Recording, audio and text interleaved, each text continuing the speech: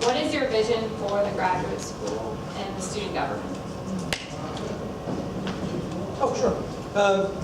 So my vision for the student government is really to support the interests of graduate students. So it's finding ways to advocate for graduate students in the university administration, which is heavily geared towards the undergraduates. And then it's also finding ways that we can help support ourselves. So, for example, I'd like to see us, support more graduate school conferences. Because it's a lot cheaper to present a paper here than it is to have to travel to Chicago or somewhere else. And so we may be able to create opportunities that could be valuable for folks as they go out on the job market here locally. And so that's really what I think we should be doing, is trying to find ways to help graduate students succeed in their education, and more importantly, once they're done, to become employed. So my vision is basically graduate student government is the focal point between the graduate student body and the graduate school and the university administration.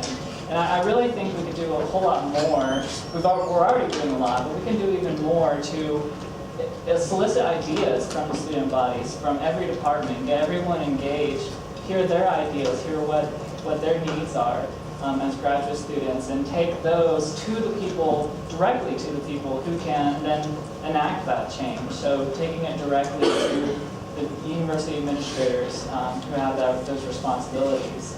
I do think that sometimes we do have a tendency in graduate student government to get caught up too much in our own affairs. And I think maybe spending a little less time on that and also focusing more on how we can enrich the graduate student experience is really why we're all here in the first place.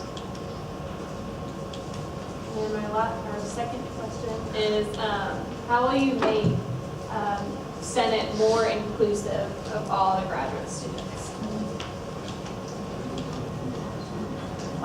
So I think that my role as vice president, if I am elected, I think that would be primarily to act as a sounding board for what the student body wants.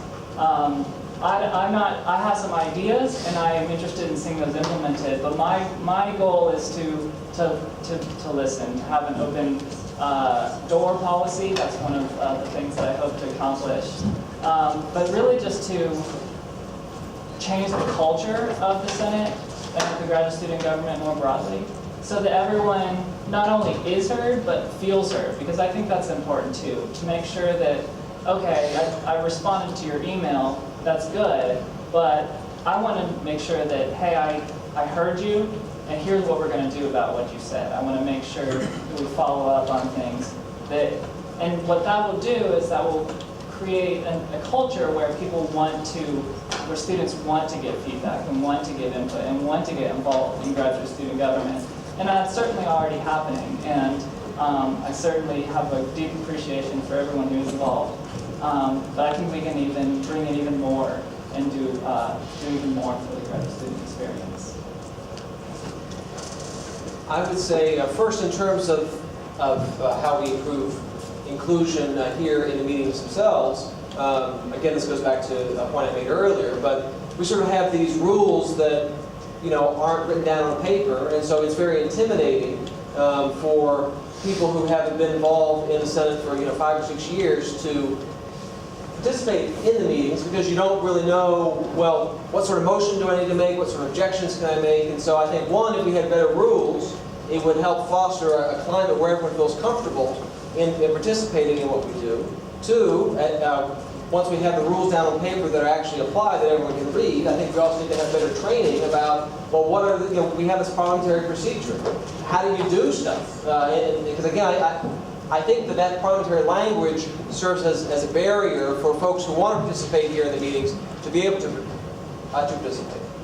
Outside the meetings, I want to encourage inclusion by, for example, having the Constitution amended to include senators who are elected at large or by colleges, so that there are folks who want to participate in the Senate but can't participate in the Senate, because currently the departments are limited to sending 2 people, and some departments are huge and have lots of people who want to participate. Other departments are small and don't. So I want to find a way to include those people who want to participate in the Senate and who want to be active members. I want to bring them into the meetings. So, I would say that I would like to explore expanding our definition for how senators are chosen to include some who are done at large. And then finally, in terms of committees, I think that we did a good job this year of, for our committees, not necessarily limiting them to senators. And I think we should encourage that. We should encourage that next year going forward, and also affirmatively reaching out to folks who aren't involved in the graduate student government, but who might be good choices to encourage them to be involved. So that's what I would say. All right, it's open to you guys now. So just raise your hand. Talk a little bit slower, please, if you're asking questions, especially. I'm getting y'all's well, but when you ask the questions, I gotta talk about All right, just raise your hand if you guys want to talk. All right. Yeah, this is for both you guys. I think Blair first. What's the biggest weakness y'all bring to the position? Personally? Yes. Wow. I think this is both a weakness and a strength. I'm very focused. I'm not much of a socialite. I keep my head down and I do the work.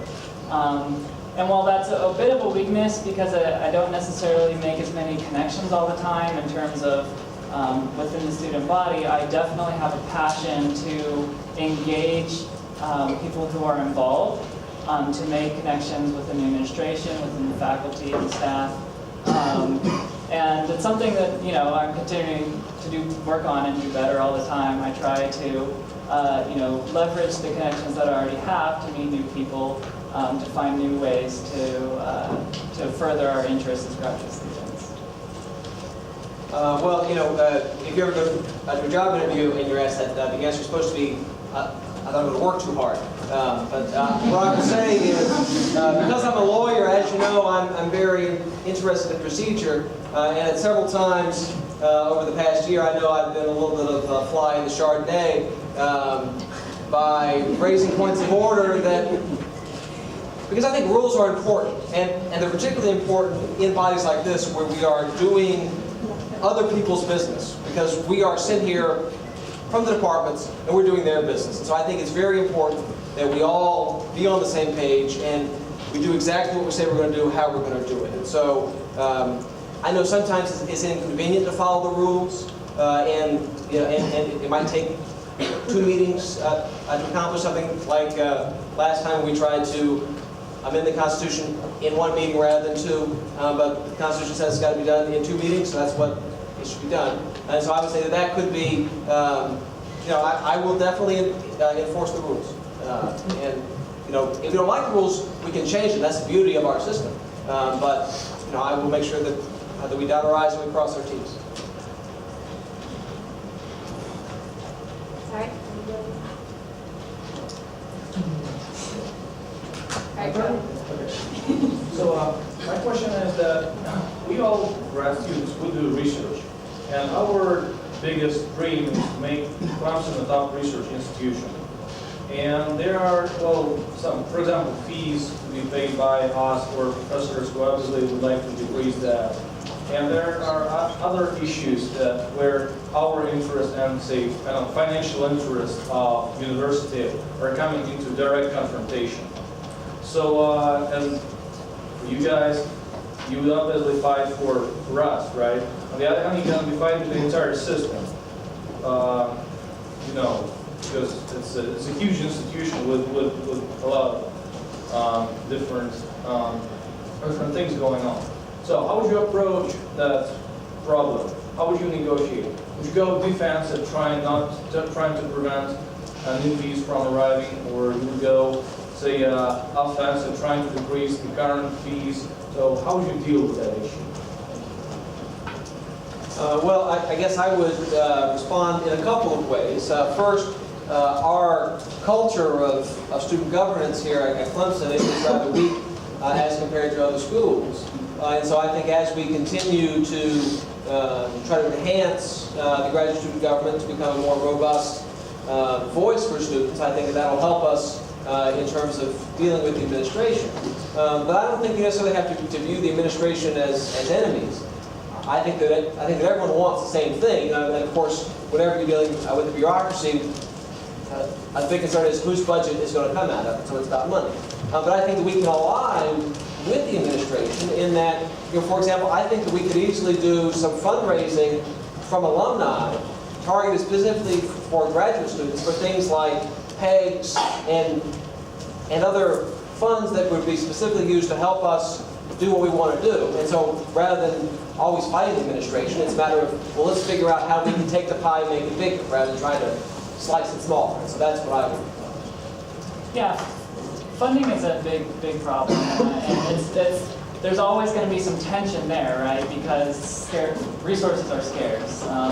So to me, the biggest thing is to constantly stay on it and to know the right people that are involved in the process and to keep the pressure on, right? If they want to raise a fee and there's no counterforce to that, then the fee is going to get raised, right? So there needs to be a back pressure ready there always whenever there's going to be an increased fee or a decreased benefit or something like that. And I deal with this a lot already as Secretary of Health Services. I get the question asked a lot of can we continue to increase the health subsidy for graduate assistants year over year, or lower the tuition fee. That's not something in my field, but it's been asked of the administration. And the answer that I always give is, no matter where you increase here or decrease there, it all just affects the bottom line, right? And so you have to go to the weakest point in the chain. Where can we find extra money to give to graduate students, or extra fees that we can decrease on things like that? Because at the end of the day, you get X amount of dollars in your pocket, and how can we decrease that? You really just have to look at the entire budget list, so to speak, and find where you can cut or add.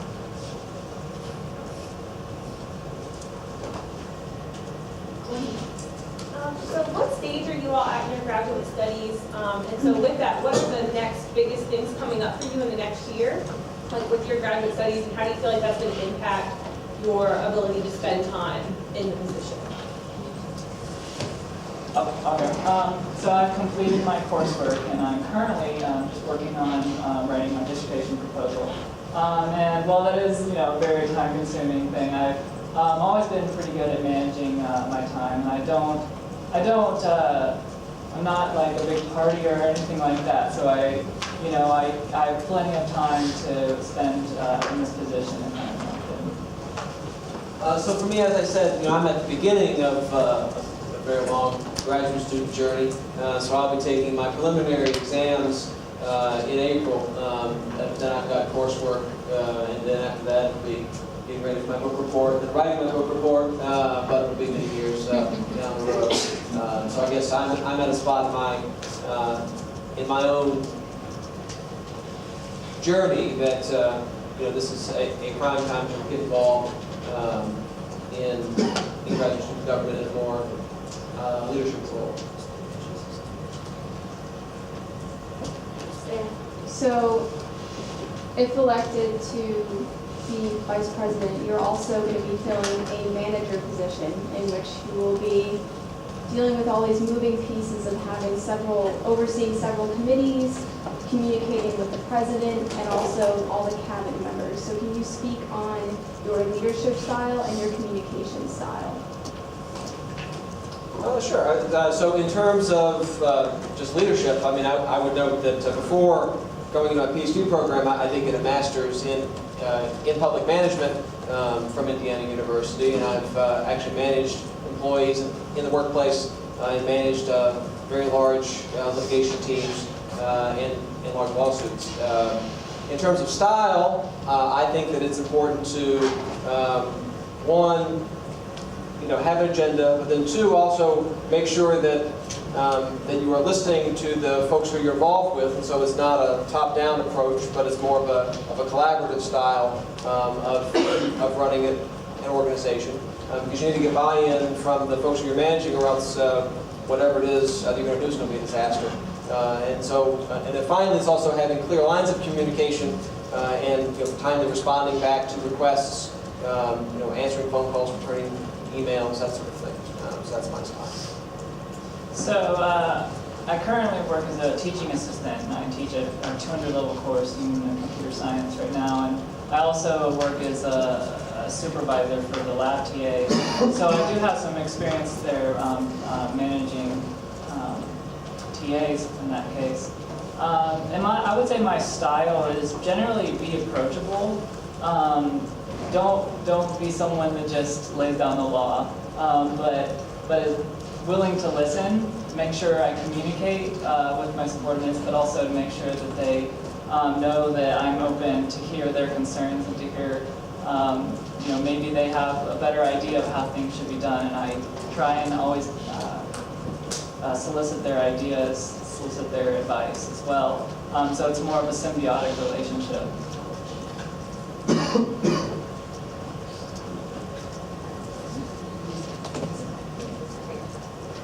So you said that we tend to get caught up in our own affairs.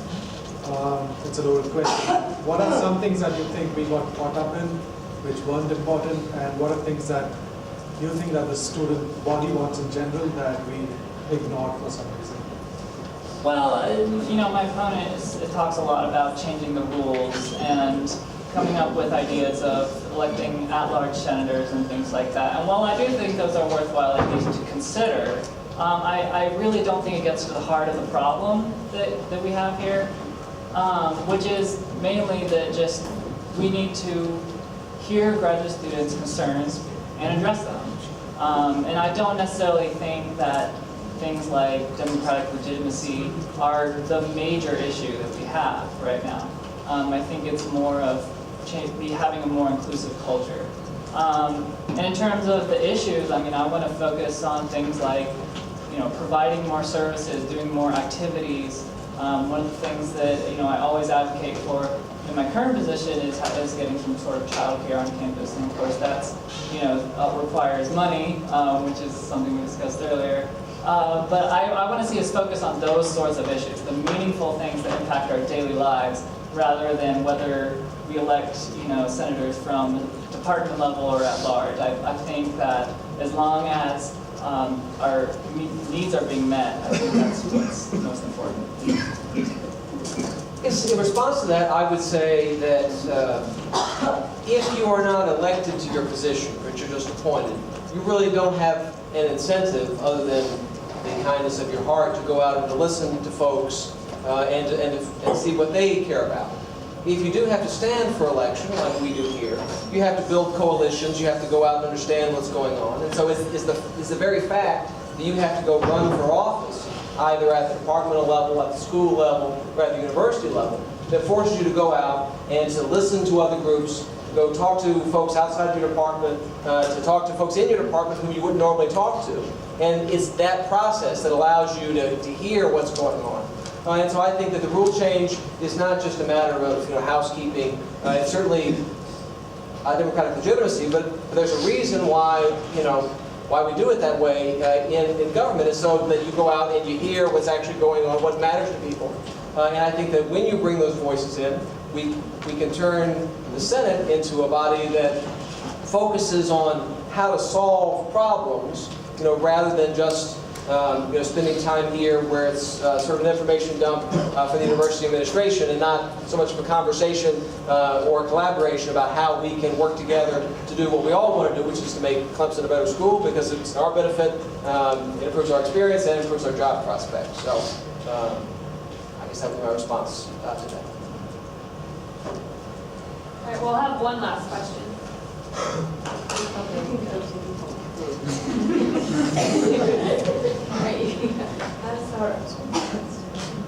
Do you guys, you two both, have any idea about whether we're going to have more committees, like tech committee or committee for events, right? Whether you guys plan to have more committees? I don't have any plans for more committees. I think the ones we have now are actually fine. Or like maybe taking some, eliminating some, or like add some more. Right. I believe it's currently in the pipeline, so to speak, to eliminate the career development committee, since that's now redundant with the position. full-time position in graduate school. But I have no plans other than that to change the standing committees. So I guess I would echo that, but the one thing that I would do is, as I mentioned before, I would like us to do more of oversight as to what the committees are doing, so we all understand what the committees are doing, and so that we can collaborate together. And so even though you may not be on the health committee, for example, at least one time a semester, you have the opportunity to hear what the committee is doing and suggest ways that we might all work together to solve whatever the issues are there in that portfolio. Okay, so